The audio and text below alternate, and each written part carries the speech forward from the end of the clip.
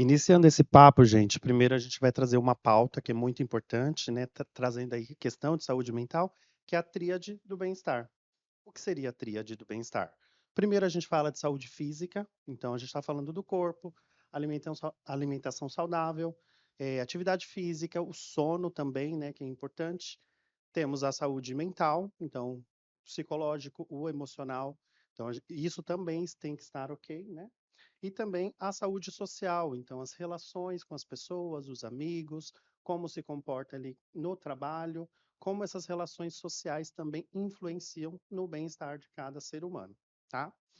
E aí, iniciando, vamos fazer uma pergunta para Ju. Conta pra gente como você trata esses aspectos da saúde. Não tratando, tô brincando, tô brincando. É muito difícil a gente conseguir um equilíbrio dessas 3 esferas. Não tem uma que seja mais importante ou menos importante. A busca diária é o quê? Primeiramente, é óbvio, a gente realmente tem que cuidar, pensar no que a gente está comendo. Eu tenho uma alimentação extremamente com paladar infantil, então eu preciso me controlar bastante. Outra coisa, a marmita ajuda muito, que aí você se controla, que é você em comer fora, que você acaba indo para um caminho não tão. Dando abertura para comer. Exatamente. Na parte da saúde mental, eu faço terapia toda semana com a nossa maravilhosa Anne, que não está mais aqui, mas continua com a gente. E é muito importante você ter um autoconhecimento. Então, a busca do autoconhecimento, você saber seus limites, você saber o que te deixa feliz, o que te deixa triste, saber falar não é uma coisa que eu estou aprendendo cada dia mais, até para não ficar sobrecarregada. E também ter as válvulas de escape, que quando a gente pensa no corpo, a gente também precisa ter um descanso. E a gente tem 2 tipos de descanso que a gente esquece. Tem o descanso ativo e o descanso passivo. Quando a gente fala da mente, a gente acha que, estou muito cansada, essa semana foi intensa, vou descansar o fim de semana inteiro, ficar jogada no sofá. Só que não é esse o descanso que precisa para a mente. A mente, ela precisa de um descanso ativo. Então, você precisa fazer alguma coisa que realmente te movimente. Diferente do descanso físico. Quando você está esgotada fisicamente, aí sim o sofá com a TV é bem-vindo, que você precisa ter essa hora de relaxamento. Muito bom. Alguma coisa para agregar, Lê? Eu acho que é o equilíbrio, né? Quando a gente fala do equilíbrio, a gente começa a falar de cuidar da saúde mental, né? Então esse é o caminho. A tríade do bem-estar acho que foi trazido aí com uma visão bem legal, né? A gente tem que se autoconhecer. A gente se conhecendo, a gente estava falando lá fora, né?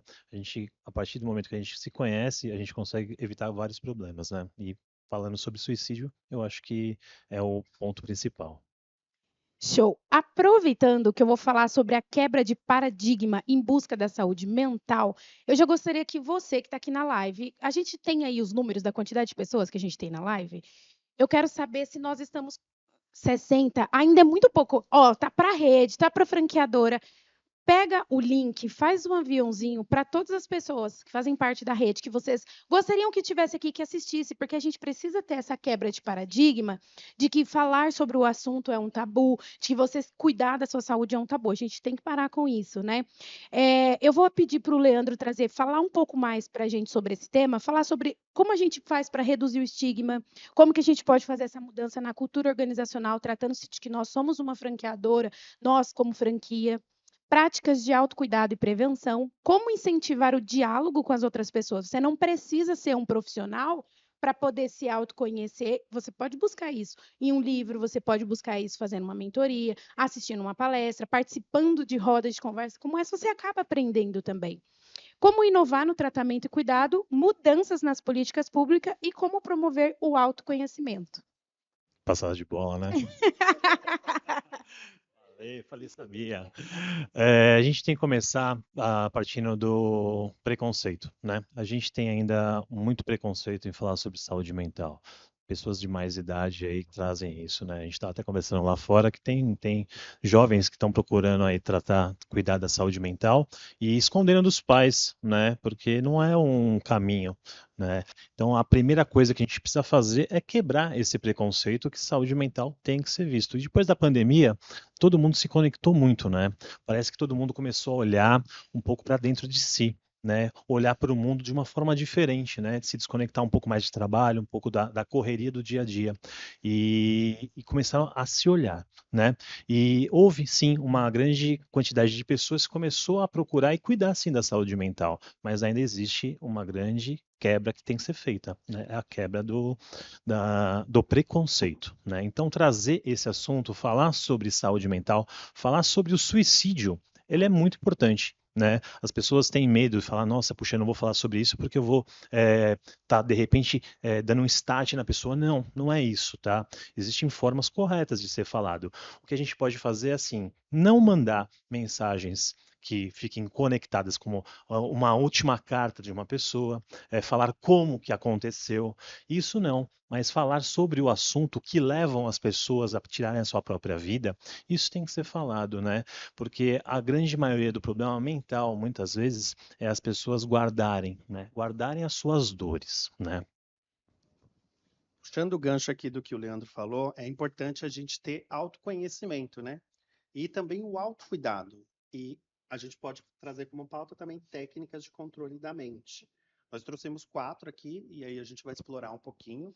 Uma delas é meditação. Todo mundo conhece meditação, né? É super útil, né? E a gente sabe que é uma técnica, é um exercício que você foca na respiração. E ali você consegue se conectar com as suas emoções e com os seus pensamentos.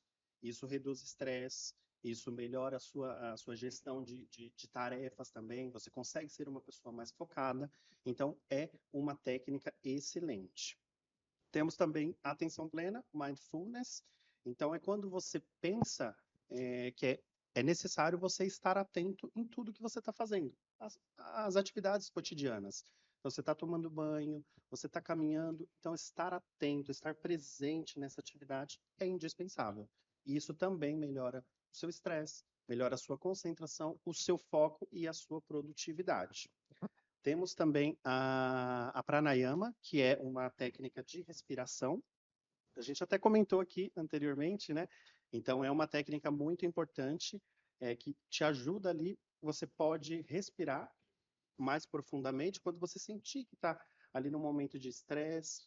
Então, você precisa ter um foco, respira fundo, tem a possibilidade de fazer o respirar fundo, profundamente, ou então alternar a respirar com a boca e com o nariz. Isso também diminui o seu estresse, né? Ali no momento de, de, de, de compressão, né? De pressão. Então, é importante você conseguir ajustar ali as suas emoções. E temos também a reestruturação cognitiva. Esse vai um pouquinho mais para a parte mais técnica, ele é utilizado na psicologia, na técnica de terapia comportamental. Então, é quando você identifica e modifica alguns pensamentos. A gente sabe que nos nossos desafios na nossa vida, a gente às vezes é pessimista, a gente tem um pensamento disfuncional e isso não é saudável. Então, é reconhecer esse pensamento disfuncional, entender que a gente pode mudar isso. Então, no momento que você entendeu que tem o automático, vamos tentar fazer de uma forma diferente, pensar diferente, mais positivo e fazer as coisas acontecerem, tá? Agora a gente vai... Aproveitando que ele falou pílulas super importantes, e assim, pega isso. Ele falou sobre atenção plena, que melhora o foco, a produtividade, você fica ali presente e ajuda na memória. Então, você que é desmemoriado e fica esquecendo o seu celular, começa a ter atenção plena, porque real, se você está presente naquilo que você está fazendo, dificilmente você vai esquecer alguma coisa. Eu costumo, né, brincar falando assim, juro que eu queria ter a memória da doutora Carla. Porque ela sabe exatamente os móveis, a posição que eles se encontram aqui no ambiente. Se tiver uma poltrona trocada, ela vai saber que está trocada. Aí eu falei assim, gente, eu passo por aqui todos os dias. E eu não sei, se eu tirar uma poltrona do lugar, eu não sei onde colocar ela de novo. Mas por quê? Ela sempre está presente naquilo que ela está fazendo. Então, dificilmente você vai esquecer. Então, se você vai guardar o seu celular para fazer alguma outra coisa, e você está presente, ó, tô colocando o celular aqui em cima da cômoda. Você vai saber que está lá. Se você não está presente, você está colocando o celular em cima da cômoda e pensando nos boletos que você tem para pagar e tudo que você tem para fazer, você não vai lembrar onde você guardou o seu celular. Tudo isso tem a ver com a atenção plena. Aproveitando, Carol, conta pra gente o que você acha dessas técnicas que o Everton falou sobre o controle da mente, e você tem o costume de realizar alguma dessas técnicas? Gente, eu achei excelente. Conforme o Everton foi falando, eu fui praticando, né? E eu percebi que outras pessoas aqui praticaram também, principalmente a respiração consciente. E assim, sim, eu exploro no decorrer da minha vida, né? Já em vários momentos eu fiz um pouco de cada técnica.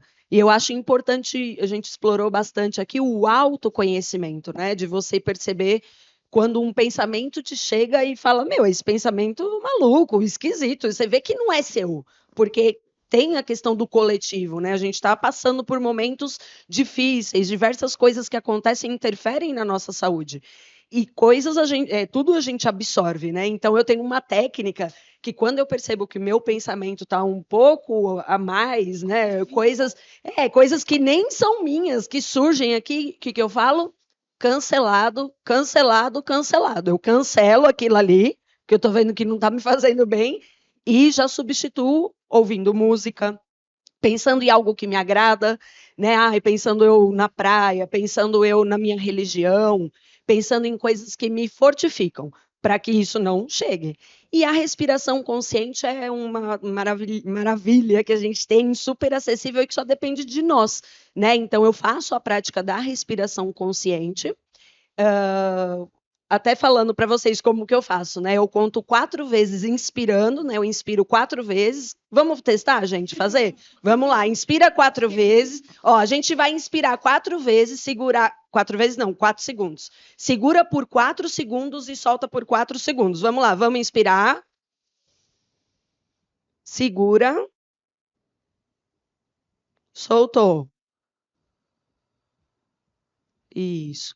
E aí eu faço isso constantemente. Quando eu estou nas salas, né, que eu sou da Anália Franco, quando estou no trânsito dirigindo, às vezes quando eu estou conversando com alguém, eu percebo que a pessoa está um pouco mais agitada, eu entro em estado de tranquilidade para poder oferecer uma boa audição para aquela pessoa. Então, assim, eu acho que autoconhecimento é que nos conduz para o melhor estar de você mesmo, porque quem convive com você todo dia, toda hora é você mesmo, né? Então, vamos lá, faça o favor de buscar, perceber, falar, poxa, depende de mim eu estar legal. Não está legal, gente? Não está conseguindo com estas técnicas que são auto-aplicáveis? Procure o suporte profissional. Para isso que existem os profissionais, né? Os psicólogos, os psiquiatras, os terapeutas, tem tanta profissão bacana que é para isso. E eu sou super a favor de praticar e adoro ensinar, né? Você viu que e é isso, gente. Faz muita diferença mesmo. É engraçado, né? Que isso daí é autoconhecimento, né?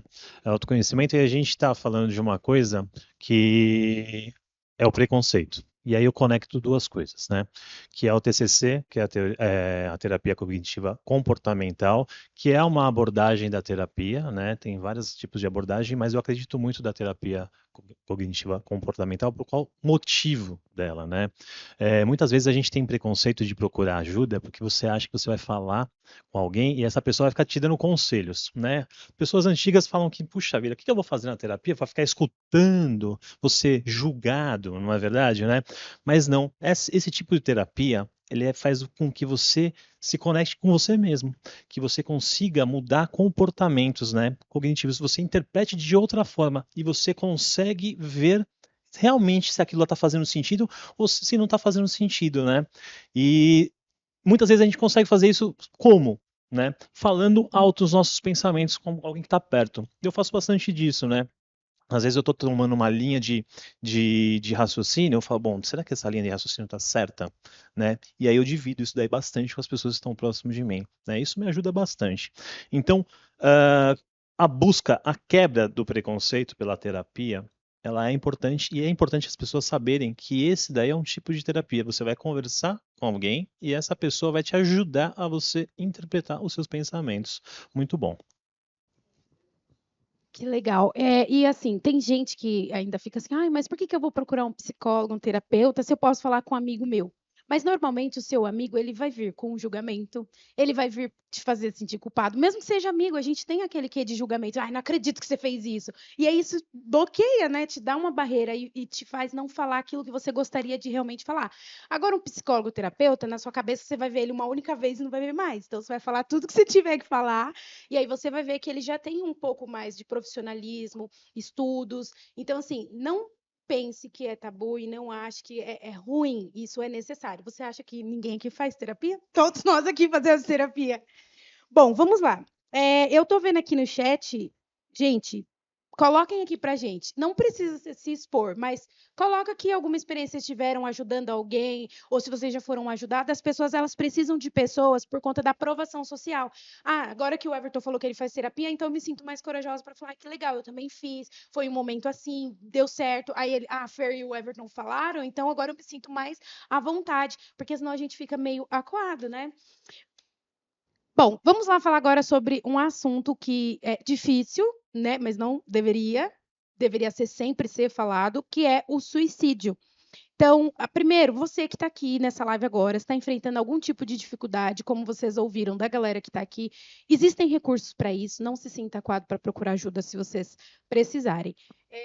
Fala para mim, Leandro, como você acha que a pandemia teve impacto na vida das pessoas, principalmente tratando de saúde mental, suicídio e acompanhamento profissional?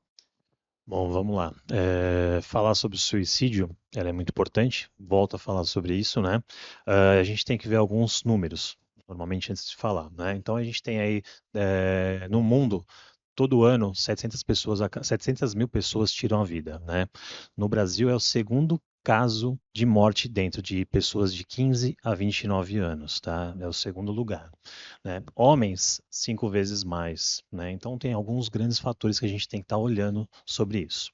E quando a gente fala sobre suicídio e pandemia, existem três pilares que levam as pessoas a tirar a própria vida, né? A primeira é a dor. É uma dor dela emocional, né? Eu não vou entrar no fator das dores, mas a dor emocional é a que faz as pessoas acabam se isolando e tirando a própria vida. O segundo pilar é a desesperança. Então, quando a pessoa está com uma dor emocional muito grande e e acaba não tendo uma busca de esperança de resolver o problema, faz com que a pessoa se conecte mais ainda com a parte de tirar a própria vida. E o crucial que fez com que muitas pessoas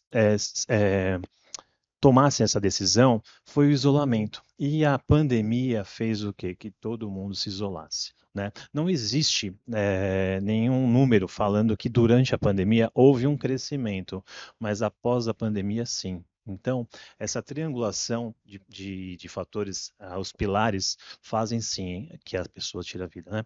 Então, se conectar, falar sobre os assuntos, né? Mais uma vez, não guardar para si as emoções, as nossas dores. A gente tem uma forma de pensar e quando a gente vai funilando, a gente vai perdendo o foco, né?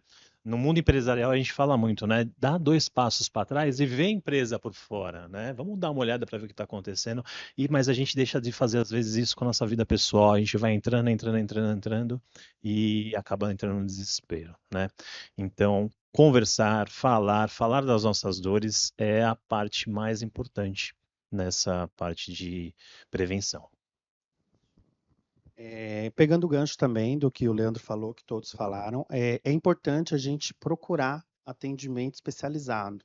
Existem muitos, diversos, e a gente pode citar alguns. Sobre o suicídio, tem o CVV, que é o Centro de Valorização à Vida, então é um telefone que você pode ligar e tem pessoas que podem te respaldar. Se você está num momento difícil, está num momento de um pensamento disfuncional, ou de repente ali de uma ação, pode ligar, sempre tem uma equipe especializada para ajudar nesse sentido.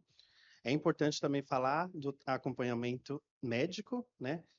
Às vezes você precisa de um psiquiatra, precisa tratar ali, ou até mesmo tomar um remédio, e isso também cada caso vai ser avaliado de uma forma, mas é importante também que entenda que isso não é fraqueza, isso não é vulnerabilidade. A gente sabe que na vida a gente tem problemas e a gente vai precisar lidar com eles, mas a gente precisa entender que não é saudável você ficar sempre no mesmo problema, sempre com as mesmas questões. Então, o acompanhamento especializado é indispensável. E a nossa famosa terapia, que a gente também comentou aqui, que todos fazemos. Eu sou psicólogo por formação, eu indico para todos que façam terapia. Não tem um problema pontual para tratar? Faz terapia para se conhecer. A gente falou de autoconhecimento. Você vai entender quais são as suas limitações, quais são as suas dificuldades, onde você é melhor, onde você é pior, o que você precisa desenvolver. E se for alguma coisa mais pontual, é importante tratar, é alguma angústia, é algum desconforto, isso é indispensável, tá? Agora eu vou trazer uma pergunta para a Cris. Cris, como você acha que a empresa consegue colaborar no incentivo do acompanhamento de saúde mental dos colaboradores e a Bom Demais consegue apoiar nesse sentido? Eu acredito que as empresas, de modo geral, elas conseguem trabalhar, né, acompanhar os seus colaboradores, fazendo esse tipo de ação que hoje a gente está fazendo, que é de conscientização, né? A empresa ela tem ali o estágio de conscientizar a necessidade da gente buscar a terapia, de buscar o autocuidado, né, a saúde mental. Porque quando a gente tem esses pilares bem equilibrados, é natural que os outros pilares da nossa vida também comecem a desenvolver. Às vezes, o colaborador, ele não está tendo um bom rendimento profissional, e não é nem porque ele não tem a competência técnica ou conhecimento devido. Às vezes é porque ele está enfrentando um problema financeiro que o torna ter uma vergonha, passando por uma dor, e o fato da empresa, né, ter esse ambiente acolhedor que permita com que esse colaborador consiga, em algum momento, se colocar, ter um acolhimento dentro da própria organização, isso faz com que o ambiente, de forma geral, melhore. Então, eu quero primeiro agradecer aqui ao Grupo Salos por essa oportunidade, e eu trabalhei em grandes empresas, né, vou citar alguns nomes aqui. Eu trabalhei no grupo da Sky, trabalhei na Serasa Experian, presente em 43 países do mundo, e eles tinham muito essa consciência do desenvolvimento do nosso colaborador. E o que é bom demais pode trazer, né, como oportunidade? Eu falei oportunidade porque a saúde ainda é algo muito caro, né? A saúde mental ainda também, dependendo da situação, ainda é muito escasso para algumas pessoas. Hoje é bom demais, ela vem com, eu falo que eu sou apaixonada por esse projeto, porque é um projeto que realmente ele leva acessibilidade, ele leva saúde e de forma confortável. Então, hoje nós temos dentro do nosso grupo de parceiros algumas empresas que oferecem, né, serviço de prevenção, alguns laboratórios, nós temos também alguns atendimentos psicológicos. Hoje nós temos um plano dentro da Bom Demais que permite que você tenha um acompanhamento de 3 consultas com um psicólogo, e aí você faz ali o seu diagnóstico e, se necessário, o psicólogo te encaminha para um atendimento presencial, né? Mas uma dica que eu dou, né, gente, absorva tudo isso, filtre tudo isso, saúde mental é muito importante para você, na sua casa, nos seus filhos, é o passo a mais, né? Quando a gente está firme, ninguém tira a gente da base, porque o autoconhecimento faz isso. Então, eu deixo aqui esse alerta para vocês. Aproveitem as oportunidades para se cuidar, porque a prevenção é o melhor caminho. Muito obrigada, Cris, pela sua colaboração aqui. E agora nós estamos indo para o fim da live com um assunto que você achou que a gente não ia falar, mas a gente vai falar.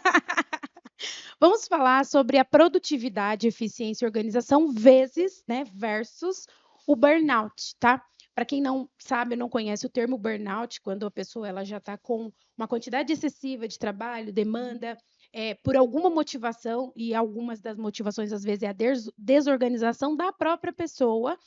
E a gente, Fer, como que eu falo sobre esse assunto? Que tem maneiras de lidar com isso para que eu não chegue nesse estado? Tem, e a gente vai falar aqui. A primeira maneira é a produtividade com consciência. Nem sempre, qualidade sobre quantidade. Nem sempre você fazer mais significa que você é uma pessoa produtiva. Tem como nós sermos produtivos dentro do nosso horário de trabalho. sem precisar ter que levar trabalho para casa. E é uma coisa que a gente observa, que a gente sabe que existem bastante pessoas que falam: nossa, mas eu fiz tanta coisa hoje, mas eu não me senti produtiva, porque você não foi. Nem sempre você fazer bastante coisa significa que você produziu. Uma outra maneira é o trabalho em blocos de tempo. Não sei se vocês conhecem a técnica de Pomodoro, onde você trabalha em blocos de 25 minutos com pausa de 5 minutos. Inclusive, eu uso bastante. A minha chefe, quando olha, eu estou lá na expansão, aí ela fala que eu estou nos meus 5 minutos de Pomodoro, Laís. Já vou voltar para trabalhar mais 25 minutos. Não é? Dá uma quebra no padrão, você reenergizou ali, né, com uma conversa aleatória, você volta e fica total focado. Isso é uma das maneiras, né? Tem várias outras técnicas.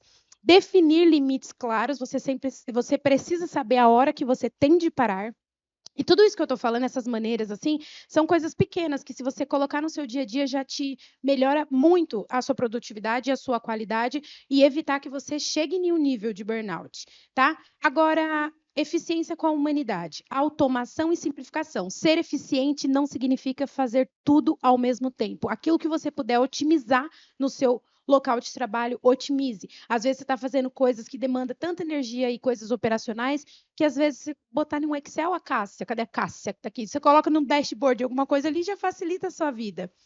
Redefinir esse conceito de eficiência, isso precisa ficar redefinido e estabelecido dentro da sua cabeça, de você entender que você ser eficiente não significa que você precisa fazer bastante coisa.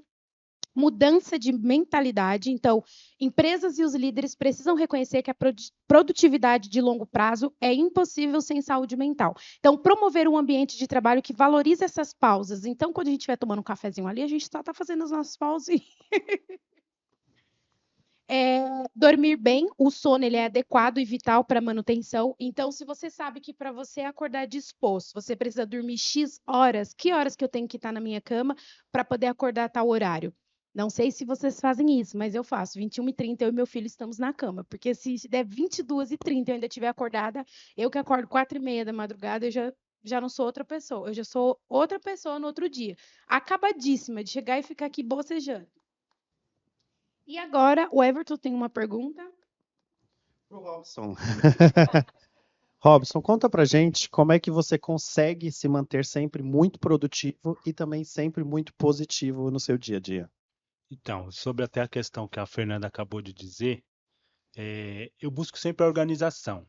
Não vou fazer tudo, mas vou fazer o que eu tenho para fazer com excelência. Qualidade, calma, disciplina, organização. Por isso que eu sempre falo para as pessoas, se elas querem resolver as questões do trabalho, antecipem-se sobre a informação para mim, porque eu consigo me organizar. A demanda dentro da empresa é grande, são 2 prédios que tem que atender, fora as clínicas da doutora, fora o Hospital Mira. Então, eu tenho que estar sempre organizado. Para quê? Para que eu não me perca. Outra questão, eu tenho que estar atento 100% no trânsito de São Paulo, que é o caótico, né? 23 de maio, Radial Leste, Marginal, Castelo Branco. Então, a minha cabeça ela tem que estar centralizada dentro do meu serviço. Se eu tenho meus problemas, como qualquer ser humano tem também, eles ficam da porta para fora.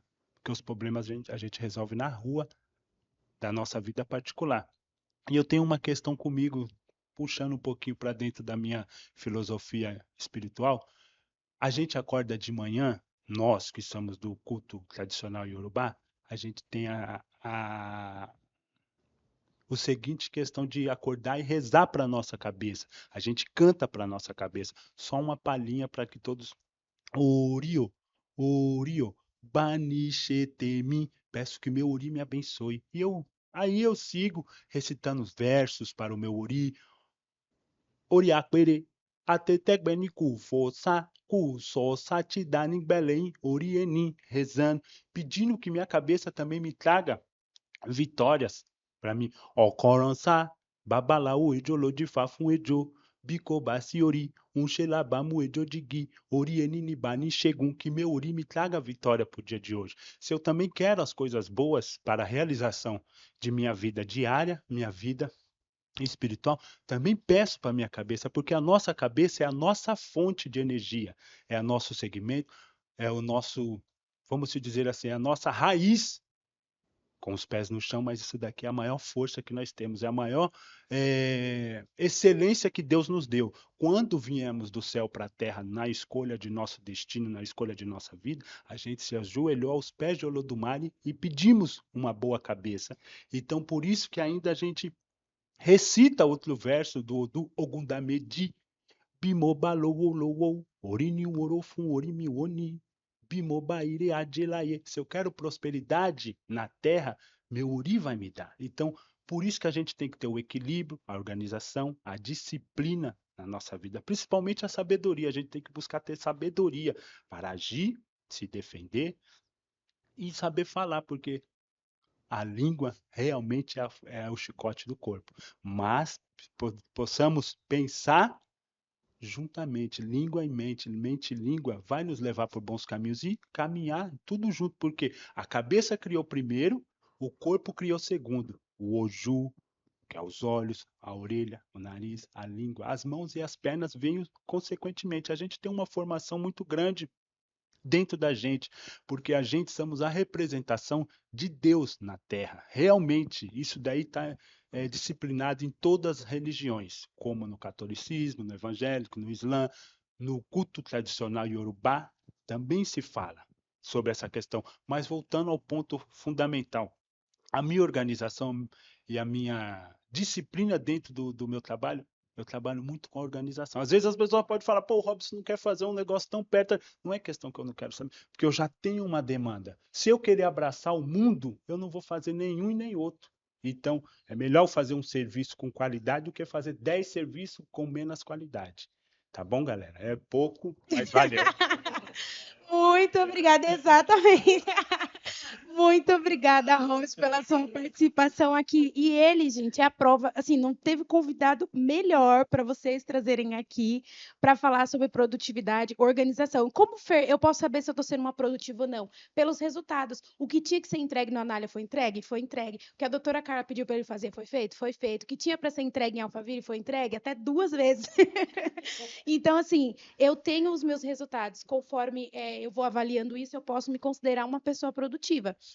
E como eu posso identificar sinais precoces de burnout? Então, quando você tiver um cansaço extremo, um cansaço fora do normal, uma desmotivação, dificuldade de concentração e irritabilidade, são sinais de início de burnout. Então, você precisa reconhecer esses sinais, ajustar o ritmo antes que ocorra a exaustão. E equilibrar a vida pessoal e profissional também ajuda nesse processo, porque não tem como as pessoas falarem assim que é uma coisa que é separada. Não é. Você é uma pessoa única, você tem a sua vida pessoal que, de forma indireta ou direta, influencia no seu profissional e vice-versa. Às vezes você chega em casa, né, com um estresse que aconteceu pontual no trabalho e você desconta esse estresse no seu filho, que não fez nada. Ele só deixou um brinquedinho fora do lugar e você briga com ele, coitado. Tem nada a ver com o seu estresse. Então, vocês precisam aprender a equilibrar a vida pessoal e profissional, levando em consideração tudo que foi falado, as técnicas de controle da mente, buscar ajuda se você vê que você não está conseguindo sozinho, tá? E agora a gente vai finalizar uma pergunta. Para Flávia. Queria saber um pouquinho de você, Flávia. Comenta com a gente um pouco sobre a rotina de trabalho intensa das unidades próprias e como você consegue administrar com a saúde mental. Então, vamos lá. Hoje, eu assumi todas as unidades próprias, né, da GIL, dentro do grupo. Então, são mais de 16 unidades. E não é fácil, porém, eu trago algo que eu acho que é fundamental, que realmente é o equilíbrio e, principalmente, eu gosto muito de organização. Então, eu tenho ali sempre um planejamento, uma organização, uma estratégia e agenda. Sem agenda, o meu dia vira um caos. Então, assim, eu tenho horário para levantar, horário para almoçar, por mais que às vezes esteja corrido, mas assim, cada dia eu estou em uma unidade, às vezes tenho que vir aqui para Alphaville, Anália Franco, fora as unidades que são distantes. Então, eu já faço um planejamento no domingo, já faço um planejamento planejamento aí para a semana. Claro, às vezes acontece algumas mudanças no decorrer do percurso, mas assim, dá para dar conta. Algo que eu sempre busco hoje é fazer atividade física. Eu voltei. Quando eu assumi as clínicas, eu não estava fazendo, eu vi que isso me fez muito mal. Então, eu voltei para o meu Pilates e isso me ajuda bastante. E é algo que eu sempre levo para o meu time, para as meninas, né? Principalmente, são aí várias gerentes.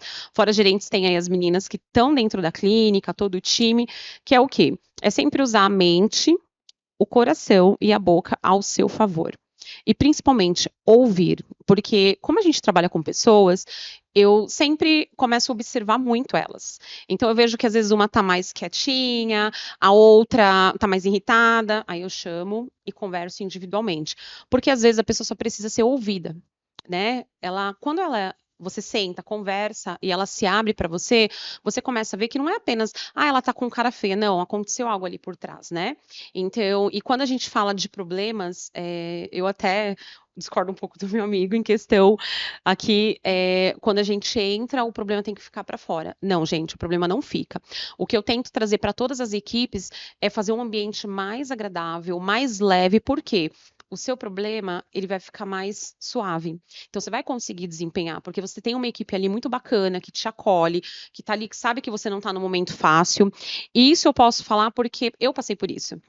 Até mesmo antes de eu assumir as unidades, que eu era gerente só de uma unidade, eu passei um período que eu estava com meu padrasto internado na UTI, e eu lembro que era o último dia para bater meta. E eu cheguei correndo, fazendo as coisas com as meninas. Aí tinha até uma das meninas aqui, a Poli, né, que é de operações, estava comigo lá na unidade. Ela virou e falou assim: nossa, mas você tá nesse pique, você tá focada e você tá com o seu padrasto lá internado na UTI. Aí eu falei: não, mas quando eu chegar lá, eu vou estar lá. Podem me mandar mensagem que for, eu vou estar lá. Então a gente tem que estar 100% naquele momento. Então, se eu tô aqui para trabalhar, eu vou trabalhar. Se eu tô para estar com a minha família, eu vou estar com a minha família. Igual eu tenho um horário que eu desligo o meu celular, porque eu tenho um filho, tenho minha família, e assim por diante. Até as meninas brincam, eu ligo o meu celular, elas falam: nossa, a gente já tá te enchendo o saco. Mas eu falo: não, agora vamos lá. Então, é o momento de eu sentar, de eu ouvir, de eu conversar. Eu tenho vários bate-papo com elas. Às vezes eu mando livro para elas em PDF, mando lá no grupo, falo: meninas, leem esse livro que vai ajudar vocês. Eu acho que é isso. Então, eu faço da minha rotina ser mais leve em questão justamente da programação, agenda, organização, que eu acho que fica tudo melhor, né? E um tempo de qualidade comigo mesma, que eu vejo que é fundamental. Algo que eu também faz o quê? Eu acho que uns 2 meses que eu retomei foi a terapia, que eu acho que faz muita diferença. E aquilo, a amizade, a gente tem muitas pessoas legais, eu acho que é gostoso. A gente até usa essa frase que não é terapia, mas é terapêutico, as minhas cachorras, a minha família. Só que o meu momento comigo é único. Então é isso, pessoal. Leandro, o que você consegue agregar para a gente sobre burnout? Meu Deus, falar depois desse nosso amigo aqui é bem difícil, né? Vamos tentar falar alguma coisa. Bom, o burnout ele é reconhecido como pela OMS como deixa eu só lembrar as palavras, desculpa, gente, é muita coisa, mas um fenômeno ocupacional, né?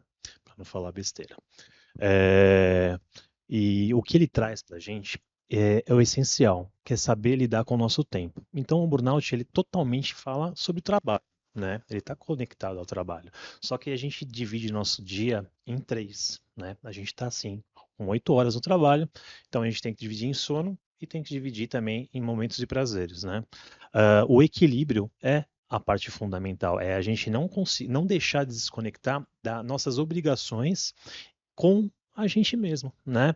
Uma noite mal dormida, claro que vai refletir no trabalho, claro que vai refletir também nos nossos momentos de lazer, né?